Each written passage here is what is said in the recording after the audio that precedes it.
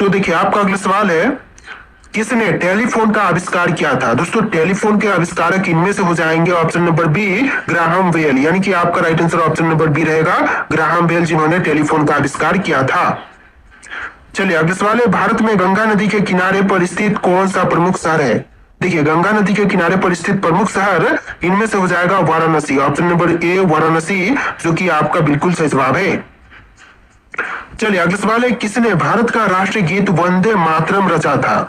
देखिए भारत के राष्ट्रीय गीत वंदे मातरम के रचयिता इनमें से हो जाएंगे बंकिम चंद्र चट्टोपाध्याय। यानी कि ऑप्शन नंबर बी जो है बंकिम चंद्र चट्टोपाध्याय आपका बिल्कुल सही जवाब है। चलिए अगला सवाल है, किस भारतीय खेल को भारत का राष्ट्रीय खेल माना जाता है? देखिए भारत का राष्ट्रीय खेल मानते हैं हॉकी को, यानी कि ऑप्शन नंबर बी जो है हॉकी आपका बिल्कुल सही जवाब है। चलिए अगला सवाल है, भारत के सबसे बड़े राज्य की राजधानी कौन सी है? तो भारत की सबसे बड़ी राज्य की राजधानी जो है इनमें से हो जाएगा जयपुर। देखिए भारत का सबसे बड़ा राज्य है राजस्थान, और राजस्थान राज्य की राजधानी जयपुर है। तो आंसर जो है ऑप्शन नंबर सी रहेगा। चलिए अगला सवाल है, किस भारतीय शास्त्रीय संगीतकार को संगीत नाटक अकादमी पुरस्कार से सम्मानित किया गया था? तो संगीत नाटक अकादमी पुरस्कार से सम्मानित इनमें से हो जाएंगे Ravishankar, option number B Ravishankar, जो कि आपका बिल्कुल सही जवाब है। चलिए अगला सवाल है, किस देश ने पहले मानव युक्त चंद्र मिशन की शुरुआत की थी? तो सबसे पहले मानव युक्त चंद्र मिशन की शुरुआत करने वाले इनमें से हो जाएगा America, option number B America, जिस देश ने सबसे पहले चंद्र मिशन मानव युक्त चंद्र मिशन की शुरुआत की थी। चलिए अगला सवाल है, किसने सभी जीवों के लिए समान अधिकार का सिद्धांत प्रस्तुत किया था? देखिए सभी जीवों के लिए समान अधिकार का सिद्धांत प्रस्तुत करने वाले इनमें से हो जाएंगे Charles Darwin, option number A Charles Darwin, जो कि आपका बिल्कुल सही जवाब है। चलिए अगला सवाल है, भारत के सबसे ऊंचा पर्वत कौन सा है? देखिए भारत की सबसे ऊंची पर्वत इनमें से हो जाएगा कंचनजंगा, ऑप्शन नंबर ए कंचनजंगा, जो कि आपका बिल्कुल सही जवाब है। तो चलिए अगला सवाल देखते हैं। नेक्स्ट क्वेश्चन, भारत के किस शहर को गुलाबी शहर के नाम से जाना जाता है? तो देखिए गुलाबी शहर के नाम से इनमें से जानते हैं जयपुर को, यानी कि ऑप्शन नंबर बी जयपुर शहर, जो कि आपका बिल्कुल सही जवाब है।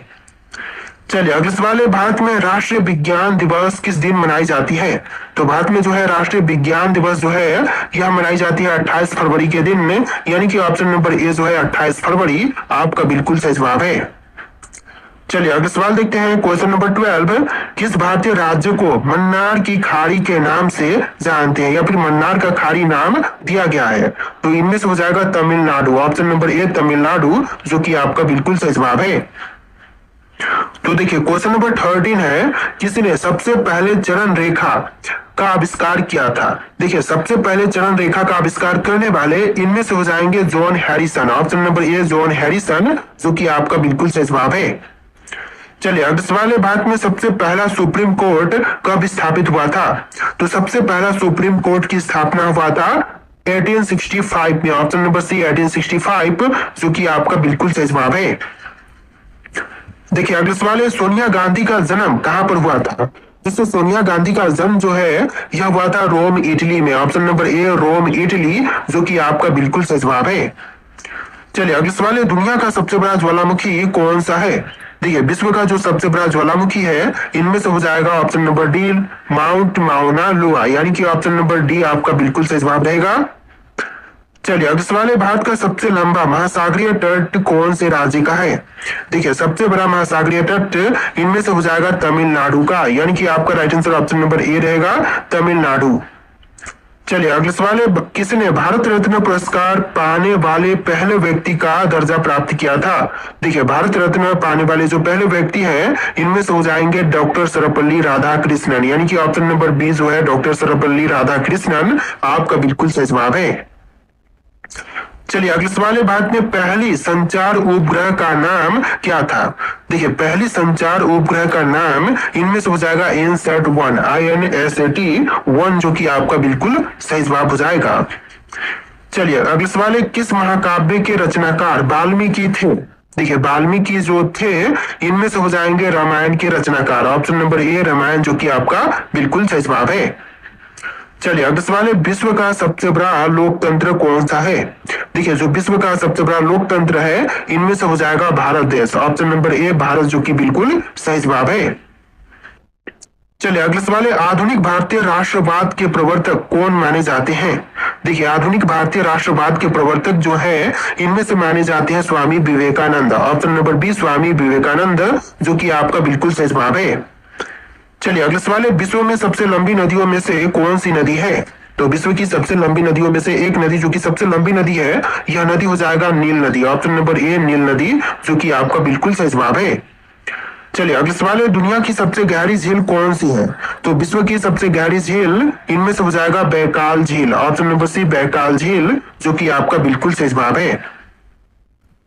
तो देखिए अगला सवाल है, बुद्ध पूर्णिमा का उत्सव किस दिन मनाई जाती है? दोस्तों बुद्ध पूर्णिमा का उत्सव जो है यह मनाई जाती है चैत्र शुक्ल पूर्णिमा के दिन, यानी कि ऑप्शन नंबर बी जो है चैत्र शुक्ल पूर्णिमा आपका बिल्कुल सही जवाब है। चलिए अगला सवाल है, किस महापुरुष को पिता ऑफ भारतीय गणराज्य कहा जाता है? देखिए पिता ऑफ भारतीय गणराज्य जो है इनमें से कहते हैं सरदार पटेल को, यानी कि option number C Sardar Patel आपका बिल्कुल सही जवाब है। चलिए अगला सवाल है, भारत के किस राज्य में दूरदर्शन का पहला प्रसारण हुआ था? देखिए भारत का वह राज्य जहां पर दूरदर्शन का पहला प्रसारण हुआ था, तो इनमें से हो जाएगा दिल्ली। ऑप्शन नंबर ए दिल्ली, जो कि आपका बिल्कुल सही जवाब है। चलिए अगला सवाल है, किसे पानीपत की लड़ाई में अफगान आक्रमणकारी कहा जाता है? देखिए पानीपत की लड़ाई में अफगान आक्रमणकारी इनमें से कहते हैं अहमद शाह अब्दाली को, यानी कि ऑप्शन नंबर बी जो है अहमद शाह अब्दाली आपका बिल्कुल सही जवाब है। चलिए अगला सवाल है, भारत माता की जय का नारा किसने दिया था? दोस्तों भारत माता की जय का नारा देने वाले इनमें से हो जाएंगे Subhash Chandra Bose. Option number B Subhash Chandra Bose, जो कि आपका बिल्कुल सही जवाब है। चलिए अगला सवाल है, दुनिया का सबसे बड़ा महल कौन सा है? देखिए विश्व का जो सबसे बड़ा महल है इनमें से हो जाएगा सेंट पीटर्सबर्ग महल। Option number A Saint Petersburg महल, जो कि बिल्कुल सही जवाब है। चलिए अगला सवाल है, किसे भारत के बापू के नाम से जानते हैं? देखिए भारत के बापू के नाम से जानते हैं महात्मा गांधी को, यानी कि option number B Mahatma Gandhi आपका बिल्कुल सही जवाब है। चलिए अगला सवाल है, भारत के पहले राष्ट्रपति कौन थे? तो इनमें से जो भारत के पहले राष्ट्रपति थे यह हो जाएंगे डॉक्टर राजेंद्र प्रसाद। चलिए अगला सवाल है, किसने लोकमान्य शब्द का सबसे पहले प्रयोग किया था? तो लोकमान्य शब्द का सबसे पहले प्रयोग करने वाले इनमें से हो जाएंगे बाल गंगाधर तिलक, यानी कि ऑप्शन नंबर ए आपका बिल्कुल सही जवाब रहेगा। चलिए अगला सवाल है, किसने स्वराज मेरा जन्म सिद्ध अधिकार है नारा दिया था? देखिए स्वराज मेरा जन्म सिद्ध अधिकार है नारा देने वाले इनमें से हो जाएंगे बाल गंगाधर तिलक, यानी कि ऑप्शन नंबर सी बाल गंगाधर तिलक आपका बिल्कुल सही जवाब है। चलिए अगला सवाल है, राजीव गांधी खेल रत्न पुरस्कार का नाम किससे जुड़ा है? देखिए राजीव गांधी खेल रत्न पुरस्कार का जो नाम है जुड़ा हुआ है भारतीय हॉकी से। ऑप्शन नंबर बी भारतीय हॉकी, जो कि आपका बिल्कुल सही जवाब है। तो देखिए आपका अगला सवाल है, अन्ना हजारे को किस आंदोलन के लिए जाना जाता है?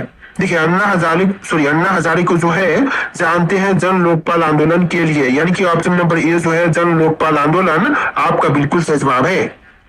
चलिए अगला सवाल है, किस नरेश का उपनाम दिया गया था? देखिए किसे नरेश का उपनाम दिया गया था? तो इनमें से हो जाएंगे जवाहरलाल नेहरू, यानी कि ऑप्शन नंबर बी जो है जवाहरलाल नेहरू आपका बिल्कुल सही जवाब है। चलिए अगला सवाल है, भारत का पहला विमान कौन सा था? देखिए जो भारत का पहला विमान था इनमें से हो जाएगा हवाई जहाज 1। ऑप्शन नंबर ए हवाई जहाज 1, जो कि आपका बिल्कुल सही जवाब है। चलिए अगला सवाल है, रानी दुर्गावती ने किसके खिलाफ युद्ध लड़ा था? देखिए रानी दुर्गावती जो थी इनमें से युद्ध लड़ी थी औरंगजेब के खिलाफ। ऑप्शन नंबर ए जो है औरंगजेब, जो कि आपका बिल्कुल सही जवाब है। चलिए अगला सवाल है, किस राज्य में सारस पक्षी का प्रवास स्थल है? ठीक है सारस पक्षी का प्रवास स्थल इनमें से हो जाएगा राजस्थान राज्य में। ऑप्शन नंबर बी राजस्थान, जो कि आपका बिल्कुल सही जवाब